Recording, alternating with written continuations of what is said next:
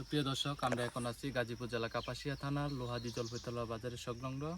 এখানে কয়েক হেক্টর জায়গা আনারসের চাষ করা হয়। এখানের আনারস সারা বাংলাদেশে ইতিমধ্যে জনপ্রিয়তা পেয়েছে।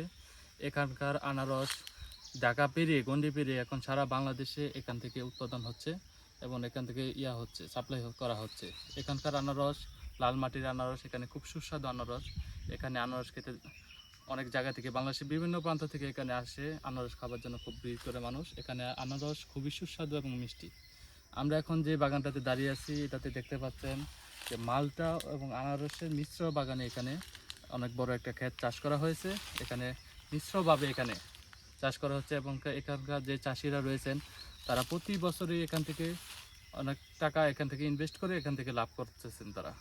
এই আনারসের তারাই লোহাদি জলপাইতলা মানুষেরা খুবই স্বাবলম্বী এবং সাফল্যতা পেয়েছে এই আনারস চাষ থেকে।